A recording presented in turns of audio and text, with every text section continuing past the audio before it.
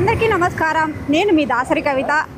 నేను LLB final year స్టూడెంట్ని. ఈరోజు మనం ఆంధ్రప్రదేశ్లోని అనంతపురం జిల్లాలో ఉన్న జిల్లా డిస్ట్రిక్ట్ కోర్టుకు వచ్చాము. ఎందుకంటే ఇంటర్న్షిప్ అంటే చాలామందికి కొంచెం అవగాహన ఉంటుంది. అది ఏంటి, ఇంటర్న్షిప్ అంటే ఏంటి అనేది మనం ఒక అడ్వకేట్ దగ్గరికి వెళ్తున్నాం. అడ్వకేట్ని అడిగి తెలుసుకుంటే ఫుల్ డీటెయిల్స్ చెప్తారు. సో వెళ్దాం రండి.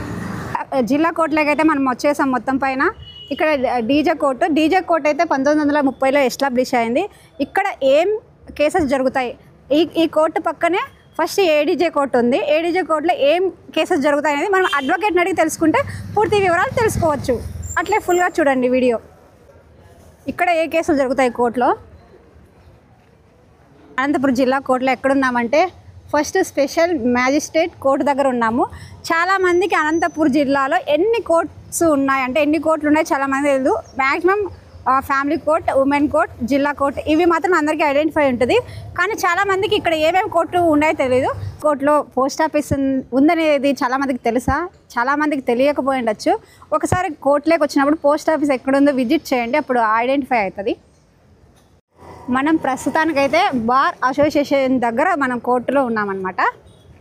అడ్వకేట్ ఎప్పుడు వస్తారు, అడ్వకేట్ గారు ఎప్పుడు వస్తారో అని ఆలోచిస్తున్నారా?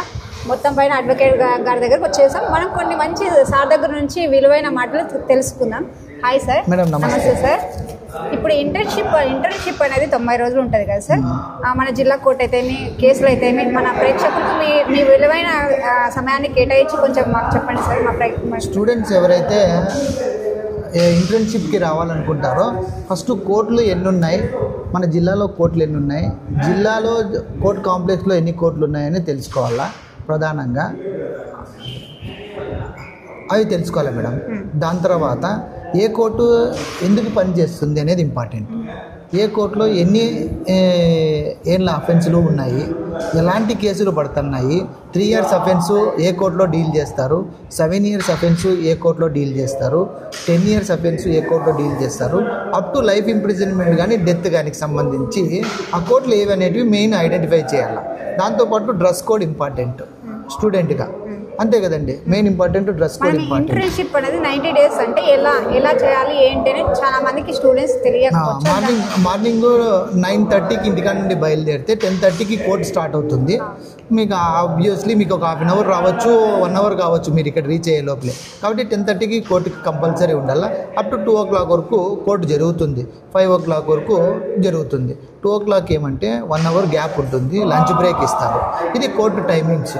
90 days మీరు కాన్స్టెంట్గా మీకు కాలేజ్ లేనప్పుడు ఎప్పుడైనా కూడా కోర్టు వర్కింగ్ ఉంటుంది. అప్పుడు హాలిడేస్లో కూడా 90 days కంప్లీట్ చేయొచ్చు. ఇంకోటి ఏమంటే 5 years ఎల్ఎల్బి ఉంటుంది, 3 years ఎల్ఎల్బి స్టూడెంట్స్కి డిఫరెంట్ టైమింగ్స్ ఉంటాయి. దాన్ని మీరు ఫాలో కావాలా. చాలా మందికి ఇప్పుడు ఇంకా ఎల్ఎల్బి చేయాలనే ఆలోచన వచ్చే వాళ్ళకి ఇది ఒక పెద్ద టాస్క్ అనమాట. అంటే లా ఫీల్డ్కి వస్తే మనం సర్వే అవుతామా అవ్వమా అని చాలామంది వెనుకడుగు వేస్తుంటారు. అలాంటి వాళ్ళకి మీరు ఏం సజెషన్ ఇవ్వగలరు? లా ఫీల్డ్ అనేది ఒక ఛాలెంజింగ్ టాస్కే, అమ్మాయిలకు కానీ అబ్బాయిలకు కానీ ఎవరికైనా ఒకటే టాస్క్.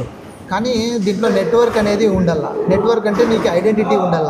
అలాంటి వ్యక్తి చేయగలుగుతాడా లేదా, ఈ కేసు ఇస్తే బాగుంటుందా, ఆయనకు అనుభవం ఉందా, అనుభవం మీదే కేసులు అనేవి వస్తాయి. ఒక జూనియర్గా ఒకరి దగ్గర చేరుతారు. కానీ ఒక 5 ఏళ్ళు 10 ఏళ్ళు పడుతుంది. కరెక్టే కదండి. 5 ఏళ్ళు 10 ఏళ్ళు పడితే నువ్వు ఎప్పుడు నేర్చుకుంటావు, ఎప్పుడు కేసులు వస్తాయి, అవన్నీ ఉంటాయి. కాబట్టి ఇండిపెండెంట్గా ప్రాక్టీస్ చేయడానికి స్టార్ట్ చేస్తే మేలు అనేది నా అభిప్రాయం. ఫైనల్గా ఈ టాస్క్ లాగా చూస్తే బర్డెన్ అవుతుంది, ఈజీగా చూస్తే ఈజీగా ఉన్నట్లు అనిపిస్తుంది అని చెప్పుకోవచ్చా మనం? అంటే మీరు అనుకోవచ్చు మేడం, కానీ కేసులు తెచ్చుకోవడం చాలా కష్టం. ఎందుకంటే జూనియర్కి ఎవరు కేసులు ఇవ్వరు, సీనియర్ దగ్గరికే వెళ్తారు. కాబట్టి మీరు జూనియర్గా సీనియర్లు ఏం చేస్తున్నారు అనేది కోర్ట్ అబ్జర్వేషన్లో బాగా అబ్జర్వ్ చేస్తే మీ డ్రాఫ్టింగ్ స్కిల్స్, లిజనింగ్ స్కిల్స్ బాగా ఉండాలి. కోర్ట్ అబ్జర్వేషన్ స్కిల్స్ 15 days అని ఉంటుంది. ఆ 15 days కంపల్సరీగా అన్నీ ఈ 90 daysలో నేర్చుకునేది ఆ 15 daysలో ఎక్కువ నేర్చుకుంటారు. ఎందుకంటే కోర్టుకి సపరేట్గా అబ్జర్వేషన్ పీరియడ్ అనేది సపరేట్ ఇస్తారు. 90 daysలో అక్కడికి పోయి వచ్చేది, ఇక్కడికి పోయి వచ్చేది, సటన్ కంటిన్యూయన్స్ అనేది ఉండదు. 15 days అనేది కంటిన్యూస్గా ఉంటుంది. మీరు చాలా నేర్చుకోవచ్చు అనేది నా అభిప్రాయం. మీ విలువైన సమయాన్ని మాకు ఇచ్చినందుకు, మాకు కానీ రాబోయే తరాల ఎల్ఎల్బి చేయాలనుకునే వాళ్ళకి మంచి సజెషన్ ఇచ్చారు సార్. సో మీ విలువైన సమయాన్ని కేటాయించినందుకు ధన్యవాదాలు సార్. Thank you. సో చూసే ప్రేక్షకులు కూడా ధన్యవాదాలు.